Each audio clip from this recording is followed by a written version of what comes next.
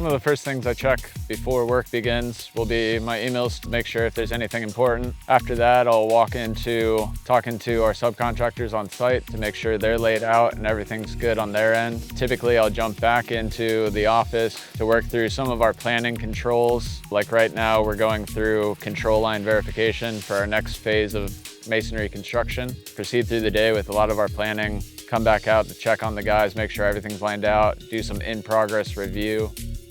A successful day was evident yesterday. We got this decking up here with BMMI and started to run through all the control lines and the outer perimeter measurements for the structure. And with that, we verify squareness as well as just overall accuracy in the dimensions, and everything was lining out perfectly. So that was a big success for the day, and we're continuing that here today as well. 3D models and plans are extremely important with Trinity and how we work on the process of constructing a home. We build everything in 3D before it can even come out of the ground or be constructed. With that, there are details here that we've vetted within the 3D model, so technically we're building it twice. We get once in the 3D model to verify it's gonna go correctly and our measurements are accurate, and then the second time verifying in field when it's actually getting built with our crew.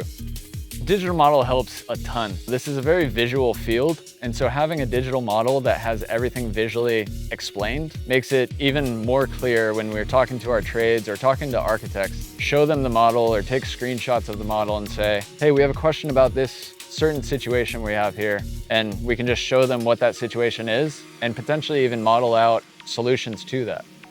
Technology helping to prevent mistakes on site is incredibly crucial, and this really goes back to a lot of the 3D modeling and planning we do. On my docket for today for this site, I'm going to be running through the lighting fixtures and the layout that the architects have provided to make sure that there's no obstructions. One of those I did find there's a layout issue with one of the structural beams. We can't replace structural beam, so we'll just have to offset the lighting, provide additional lighting most likely to keep that looking uniform as planned.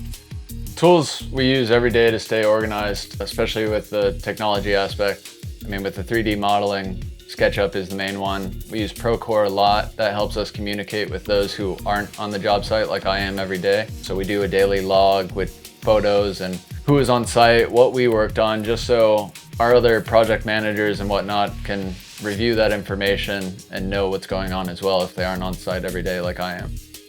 Managing multiple trades at the same time really comes down to our scheduling. We stick to it pretty strictly and stay up to date talking to individual trades so we know who's coming on board and who else will be on board if need be.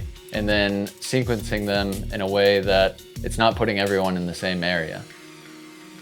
To make communication on the job site successful, it really comes down to a lot of that trust within our trade partners that we use pretty consistently, as well as, verifying through phone calls or emails. If you have a phone call, it's helpful to follow up with a confirming email to make sure that message is getting relayed, and then requesting confirmation that it was relayed. Really helps get through a lot of that communication. If an issue arises or a conflict arises, there's a lot of consideration to, first off, define the conflict, and second off, provide potential solutions, whether that's multiple or at least one that is foolproof. Once I have those solutions, I'll typically vet it with project manager for the job or team lead. And then from there, we'll go through who needs to be a correspondent for that, making sure that it meets with architectural specifications if need be as well.